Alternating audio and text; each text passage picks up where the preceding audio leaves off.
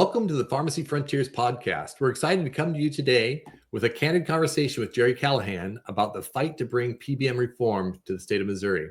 Let me remind everyone that the Pharmacy Frontiers podcast is available for streaming on your favorite podcast streaming app, whether it be Apple, Podbean, Spotify, or YouTube. The Pharmacy Frontiers podcast is a podcast dedicated to the pharmacy profession. The comments and opinions shared today are those of myself, our guests, and are not the official statements of MPA, Mercy, Mitchell Family Pharmacy, nor the Medicine Shop Pharmacies. I'm Daniel Good. I'll serve as your co-host today with Tim Mitchell. Thank you, Daniel. Appreciate the nice introduction. And I get the privilege to introduce my good friend, Jerry Callahan. I've known Jerry for a long time. Many people know Jerry, especially people in Missouri. He's past president of Missouri Pharmacy Association, has been an avid supporter of trying to figure out how we can get some legislative action with PBMs and PBM reform, and is always, when somebody says somebody that can get things done, that's Jerry Callahan. So anyhow, Jerry, I was looking at your bio, and you graduated from St. Louis College of Pharmacy in 1975. I was 8 years old when you graduated School of Pharmacy. Sure, rub it in. So for anybody that may not know Jerry, why don't you kind of give a brief introduction of kind of where you came from and where you're at today. So, all right. I'm homegrown from St. Louis, Missouri. I followed my older brother into pharmacy school. He graduated from Stillcop when I graduated from high school. And I started in supermarket pharmacy. My line was I started as a bagger and got into drugs. Legal it is. And I worked my way up through national supermarkets here in St. Louis to eventually pharmacy director. They got bought out by Schnucks. Another company took over, failed miserably, but pharmacy continued to prosper and grow in spite of the poor management of the grocery side. But in the meantime, I eventually went to work for Shop and Save or Super Value Pharmacies in St. Louis. Got tired of the corporate baloney from big corporations. So then I bought my first store in 2001. And I started growing from there in 2006. I bought 2 Medicine Shop pharmacies and then continued to grow. I had 8 pharmacies at one point in time, slowly starting to wind down. Eventually, I will retire. I still have 2 stores remaining. I'm working with Jason Wang, one of my partners at a couple of their stores. He bought me out of 3 of them, and he'll probably buy me out of the last 2 once I give it up. I tell me there's 3 reasons why I haven't retired yet, and they are PBMs. PBMs are keeping you in the fighting business, that's for sure. So yes, Jason's going to need to be one of our guests on the podcast as well, because he is definitely an up and coming pharmacy owner and has a lot of cool thinkings. In fact, he even won an award, I think, at the MPA meeting. That being said, thank you for that introduction. So I know you've got lots on your plate in your practice setting, even though you say you're down to 2 stores. But I don't know where you're at. Tell us a little bit about what's going on in your stores right now. What's going on in our stores is survival and trying to make sure that we're not losing too much money on the scripts that we're filling. It's getting harder and harder to make money. My newest location, Pacific, Missouri, we opened in 2018, and we're doing over between 900,000 scripts a week. And in 2018, that was a moneymaker. Did you say 900,000 scripts? No, 900 to 1,000. Oh, okay. I'm like, if I was doing 900,000 scripts a week, I wouldn't be here either. But I think I heard you wrong there, Jerry. Yeah, you did. Yeah, 900 to 1,000 a week, but it's tough just to break even at that volume today. Right. It's crazy. Yeah, absolutely. So what are your stores doing? Are you being, you're thinking outside the box on some new and innovative type technologies, or what are you doing to try to help combat that? Well, I mean, obviously we're doing as many vaccinations that we can and promoting that. There's a program through Missouri Medicaid called EmoMed, and there's some counseling that they pay for. I don't want to say glorified FTMs maybe, but and they pay quite well. So we're trying to get more of that being done. So I'm actually working sometime as a pharmacist, which against my religion these days, but no. But so what I'll do is I'll free up the pharmacy manager to pick there at that store, so then she can do more of the EmoMed calls and claims, because it's tough to do that and verify prescription and act like the pharmacist on duty. So it's kind of helping out, but that's what we're doing to get some additional revenues in there. Right. We're very fortunate in Missouri to have the Direct Care Pro platform and the EmoMed access, because I do feel like a lot of states don't have that. And that gives us the ability to be recognized as somewhat of a provider for Missouri Medicaid patients, being able to offer consultations, being able to offer, smoking cessation in general, or, diabetes education, whatever the case may be. So that's amazing. So, you talk like you're on the tail end of your career, but you're doing cutting edge things still. And I think that's pretty amazing to hear, and very, very encouraging to hear, because the first part of what you just said was, we're doing everything we can to stay alive. And you know what? You're staying alive because you are thinking outside the box and you're doing other things besides just doing the status quo. So I applaud you for that. And I appreciate you bringing that to tell people that is available and that you can do it. And it's a positive thing for our profession. So you all right, Daniel? You want to go for a question? Well, I apologize there. I had a little coughing fit. He That's started all right. talking about reimbursement and DIR fees. I get all choked up. You got him all choked up. Jerry, tell us more about your presidency. We know that one of the pillars of your role there was really getting after the PBM legislation and transparency. Tell us more about that. Well, I mean, that was my main goal, to get that thing passed. And when I first took over as president of MPA, everything was looking pretty good, because in the past in Missouri, it's always passed in the House, but because of the way the Senate is in Missouri and the filibustering that can occur, create a lot of issues. So it never did pass. Well, when it looked like we had some good vibrations back from the Senate, well, then all of a sudden the PBMs got scared and went after the unions. It got the unions to not support it and really talk against it. And it came down to, at the end, that the unions, and particularly the AFL-CIO, told the Democrats that they would not vote for it, or they would find a replacement for them. So that killed 55 votes overnight. So since then, we've been working closely with our lobbyists, in particular Jorgen and Henry, but Jorgen mostly, with the unions, to try and educate them about the PBMs. And my line to them is, they don't know what they don't know, and we got to do a better job educating them. I think they're starting to see the light, I hope. I just attended a conference yesterday, the St. Louis Business Health Coalition. And in the past, I've tried to talk to them and it went nowhere, because they're somewhat funded by Express Scripts. But there was a gentleman from the National Health Alliance that was really ripping them up and saying that they need to be taken care of, that they really aren't helping, and there needs to be some transparency. And that's the biggest thing we need to get, is transparency. The businesses don't understand how bad they're getting taken advantage of, and money's taken from them that they probably don't have to be paying.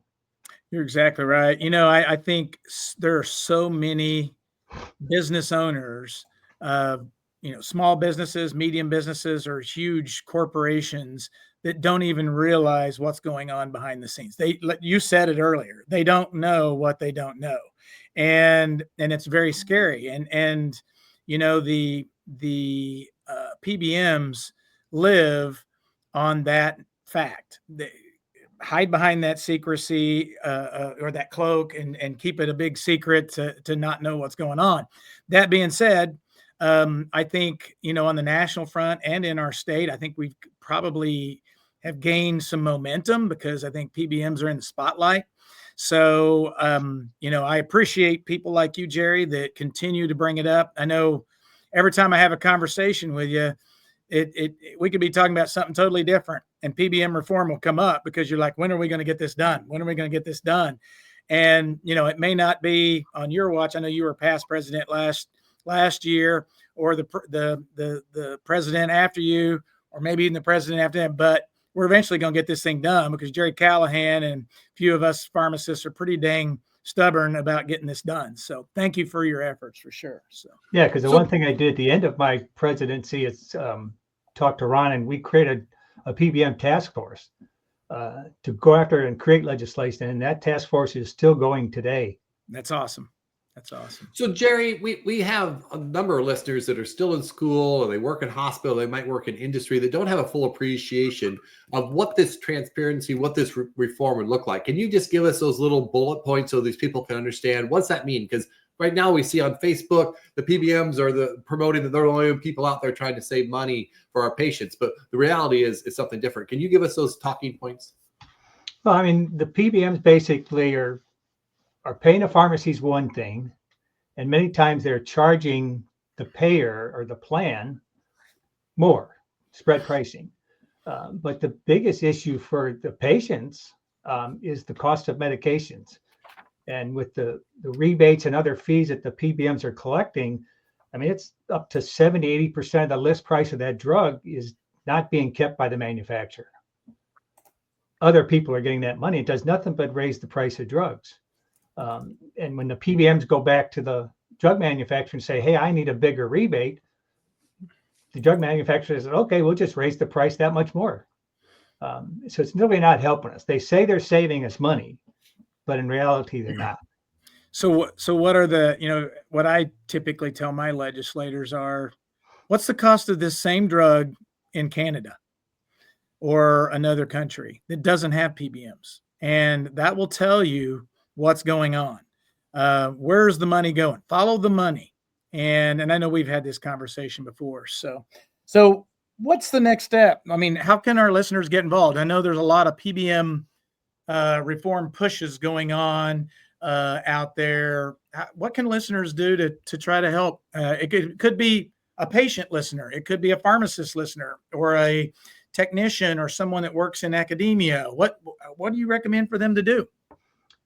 All of them should contact their legislators, period. Yeah. State and federal. I think the pharmacists and the pharmacy staff need to know who their legislators are. They need to be contacting them. But then the pharmacies and the pharmacy staff needs to be educating the patients they need to do the same thing. Survival of independent pharmacies, but not just independents, even the chains are closing up. Walgreens going to close 1,200 stores in the next 3 years? Right. CVS is closing up. 900, I think. Yeah. And since January of this year, we're averaging over 9 pharmacies a day closing. Scary fact. Yeah. And I think on the independents, it's at least one a day. And some of these independents are rural areas, and that's the last healthcare person that they have. Right. Some of these small towns, they don't have the doctors.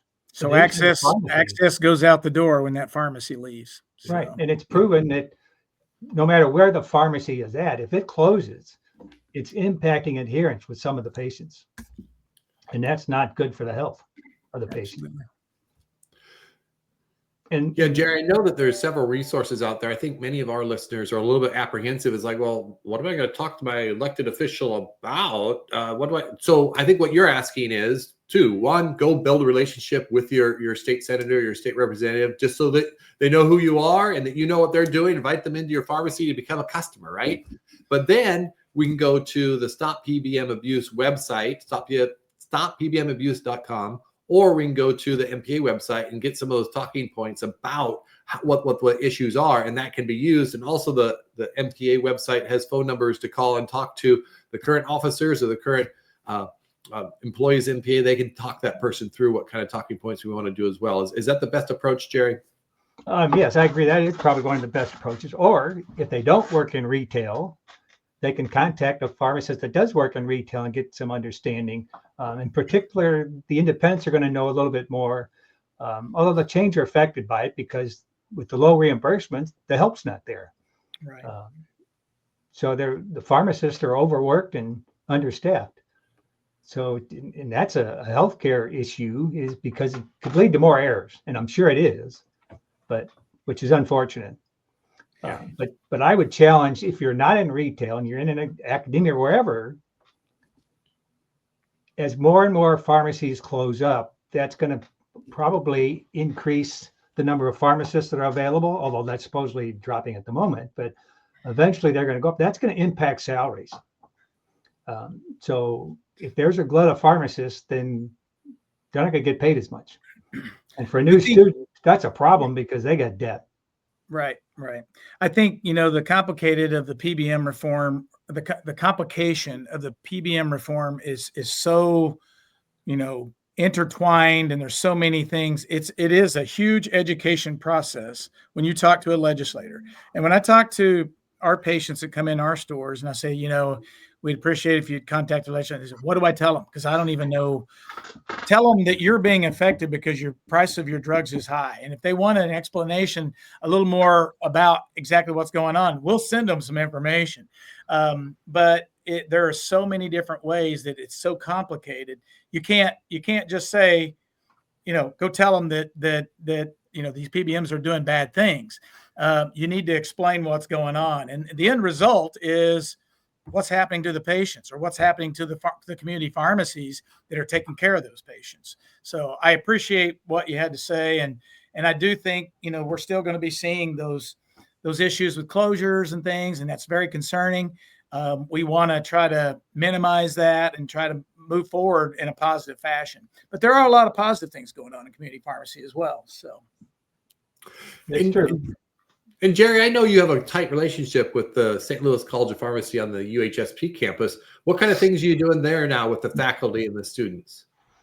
Well, in UHSP has what's called a capstone project every year, and pharmacies can volunteer to take on 3 students. And they give an assignment. And we actually created one this year through EmoMed, because there's a lot of pharmacies that aren't doing that EmoMed program where they can bill for it because they don't have the time.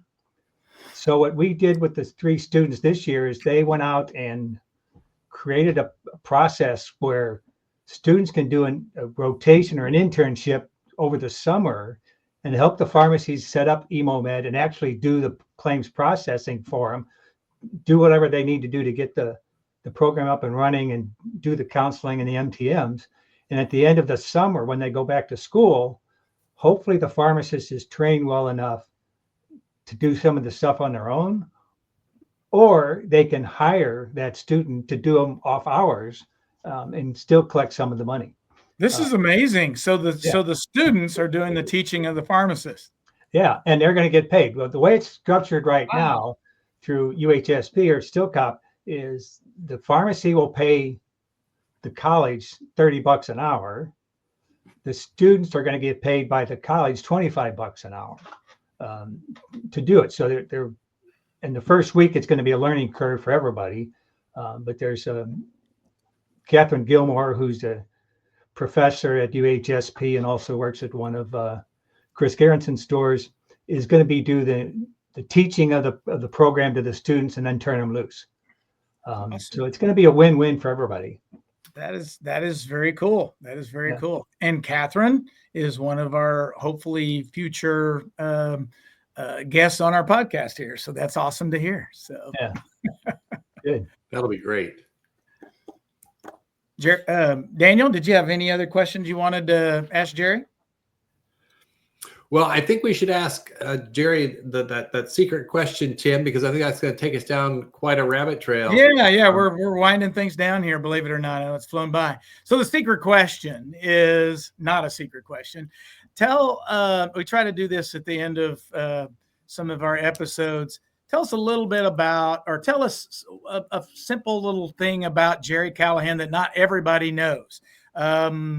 I don't know, something creative, something, whatever you feel like you want to share that not everybody knows about Jerry Callahan. Well, a lot of people, unless you know me, don't know that I have an identical twin brother. Yeah, I knew that, but I just found that out not too long ago. The majority of people don't know that. And there's been many times, even today, that somebody will walk up to me or my brother and and start talking to us, and we'll be polite and kind. And our wives will say, "Well, who is that?" We go, "I don't know. Must be my twin brother's friend." So what I is mean, his we are name? that identical. Although I say I'm better looking and have one more hair. What is his name? Gary, but Gary. it's spelled Gerry. Okay. So when you look at it on paper, you're going to call him Jerry. And I said, well, yeah, that's because he always wanted to be me. But now, Jerry, I guess I have to ask the question. Is he a pharmacist? no, Okay. he went into computers. I followed my older brother. He followed my brother-in-law because Gotcha. we were both math wizards. And I thought I was going to be a math teacher, but didn't think there was that much money in it to begin with. So I went into pharmacy and never regretted it. I have one regret in pharmacy, and when I bought my first store, my regret was I should have done it sooner. Oh, that's awesome. Well, Jerry, I thought you were going to bring up your wife Debbie and your mutual love for wine is what the secret question was going to be. Yeah, we actually, when we were young and foolish, now we're older and foolish, but at least me anyway. We used to drink the white cheap wines and stuff like that. And one time we saw a thing on, I think it was 60 Minutes, about the benefits of red wine. So we started drinking some red wines. This stuff's not bad. Went out to Napa once and said, that's pretty good. Went out to Napa a second time and said, wow, this stuff really is good. So we've been to Napa probably, I don't know, 20, 30 times maybe. Awesome. Maybe not quite that long, but pretty close to 20. So what's your favorite red wine? Maybe we can get a sponsor for the. If I could only have one, it'd be a Cabernet Sauvignon. Right, cool. But I pretty much mostly like the dry reds. I stay away from any of the sweet wines. I'll drink whites on occasion, but my cellar is probably 95% or more red. Gotcha. Very good. Very good. Well, maybe that's a future podcast for us. There you go. Let's talk about the wines and the healthy benefits. Yeah.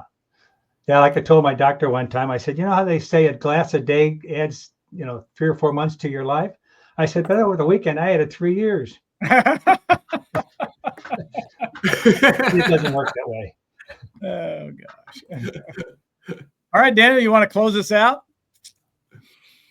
Well, Jerry, we certainly appreciate you being on the Pharmacy Frontiers podcast with us today. And we certainly appreciate your get it done attitude of bringing about PBM reform and PBM transparency. Your leadership to the state of Missouri and to the profession of pharmacy is admirable. And so we want to just extend a thank you for you being part of this. And we want to remind our guests that this podcast is available on all your favorite podcasting streaming sites, whether it be Apple, Spotify, YouTube, or Podbean. And we encourage you to subscribe to those so you can stay current on when the next podcast drops. So until next time, remember, it's a good day to be in pharmacy.